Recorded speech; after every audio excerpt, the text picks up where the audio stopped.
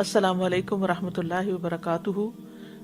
ابتدائے آفرینش سے ہی روایت ہے کہ بنی نوع انسان سال بھر میں ایک یا زیادہ دن عمدہ لباس پہن کر کسی ایک جگہ اکٹھے ہو کر اپنی اپنی ثقافت کو مد نظر رکھتے ہوئے تقریبات منعقد کرتے۔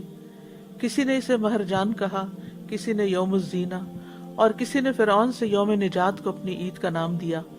لیکن ایسی تقریبات کا مقصد صرف اور صرف کھانا پینا، مخلوط محفلیں، ان میں شور شرابہ کے سوا مورخین کو کوئی ایسی چیز لکھنے کو نہ ملی جو کسی بھی انسان کے لیے کسی دوسرے انسان کی طرف سے باعث سکون، دلی راحت اور مدد اور امداد کا سبق دیتی ہو۔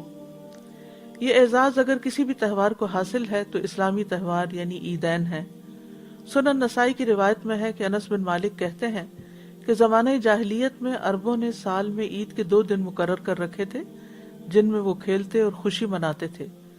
رسول اللہ صلی اللہ علیہ وسلم جب مدینہ تشریف لائے تو آپ نے فرمایا، ان 2 دنوں کی بجائے جنہیں تم عید سمجھ کر کھیلتے ہو، اللہ تعالیٰ نے تمہیں اس سے بہتر ان دنوں کو بدل کر ان سے بہتر 2 دن عطا کیے ہیں، عید الفطر اور عید الاضحیٰ۔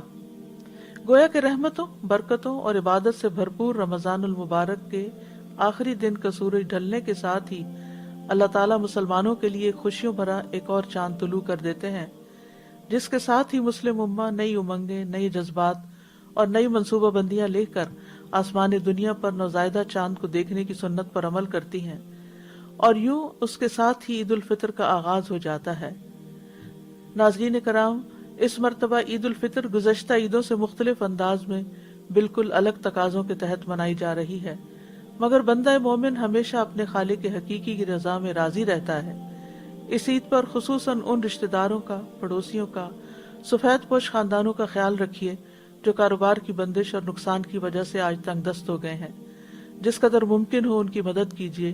وہ گھرانے جن کے سربراہ اس ناگہانی وبائی مرض سے دنیا سے چلے گئے، ان گھروں میں جائیے، یتیموں کے لیے کھانے پینے کے ساتھ ان کے لیے عید کے کپڑوں کا انتظام کیجیے، ان کے سر پر شفقت بھرا ہاتھ پھیریے، ان کی دلجوئی کیجیے۔